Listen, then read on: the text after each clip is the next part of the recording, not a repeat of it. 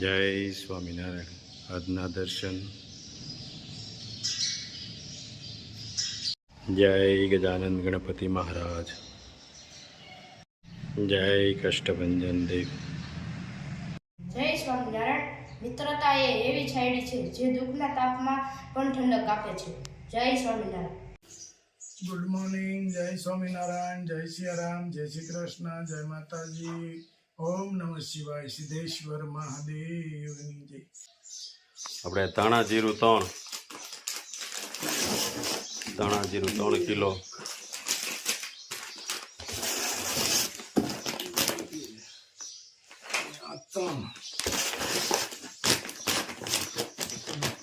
પછી કાશ્મીરી 2,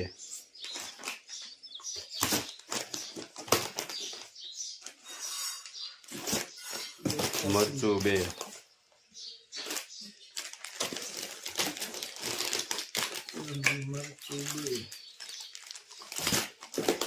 હળદર 2,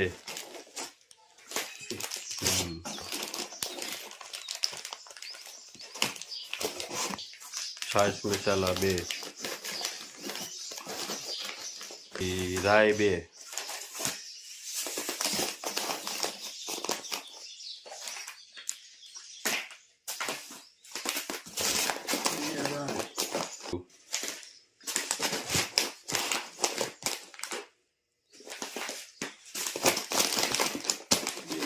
જીરું 1 કિલો સરગવાનો પાવડર, સરકવાનું પાવડર. હગડે ફીટ થાય એટલે વહી જાય બધા. જીરું આવી ગયું. ધાણા અને જીરું એટલે હવે આને આપણે દળાવવા આપવાનું છે.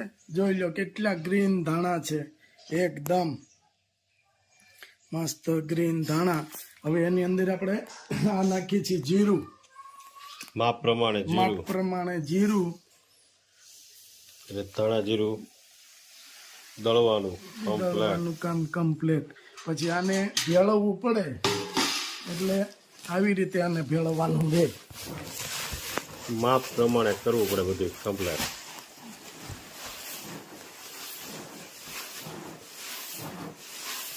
એકદમ ભેળવી પછી એને દળાઈ કરવાની હોય.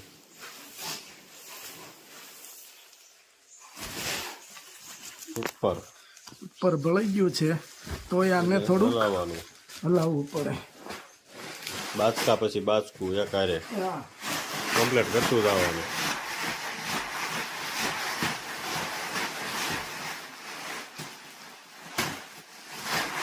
મહેનતનું કામ છે. હા,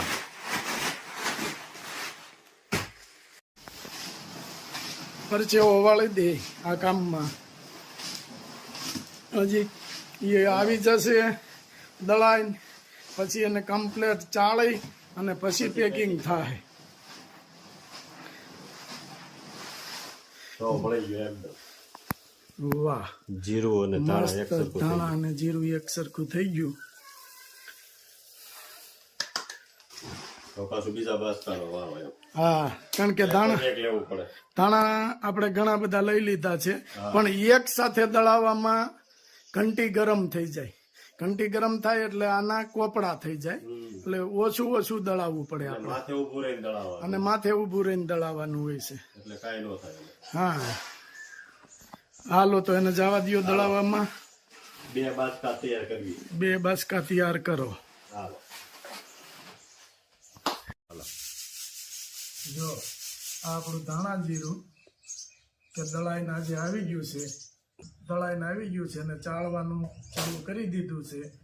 અને ચાળવાનું ને એવું કામ તો આપને ફાવે જ છે, બધું ચાળવાનું. અને એકદમ લીલવણી હો. હા, અને એકદમ મસ્ત લીલવણી. અને આ કામ કઈ આપણે અજાણ્યું છે નહીં. છે નહીં.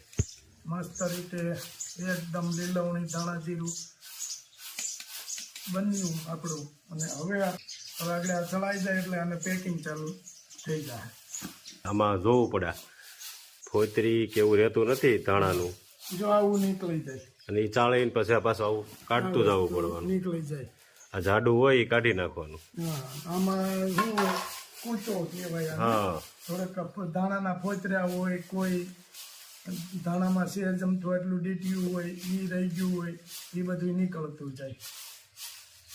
એ કૂચો બધો કાઢી વ્યવસ્થિત કરી અને પછી જ મોકલવાનું.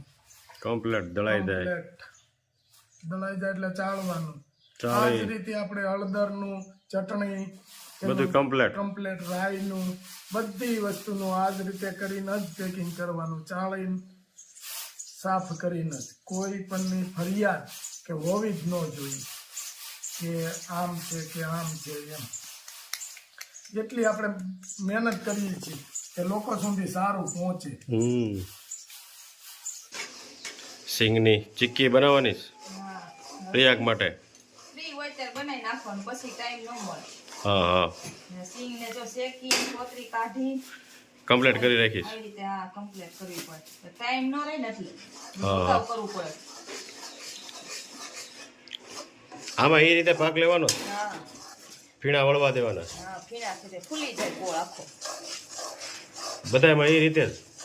હા અમુકમાં ઓછો લેવાનું હોય. હા. પાક જેમાં કડક વસ્તુ ન કરવી હોય ને ઢીલું રાખવું હોય તો ખાલી વગાડવાનું હોય. અને આપણે કડક કરવી હોય તો પાક વધારે લેવાનો.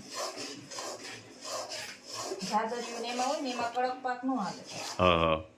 ઉખડી છે એમાં બધામાં ઓલો હોય. સિંગની ચીક્કીમાં કડક. લાડવામાં બધામાં ઢેફલી બનાવીને એને કડક રાખો. હા હા. પાક મસ્ત આવી ગયો છે અને હવે સિંગ નાખી દેવાની એની અંદર.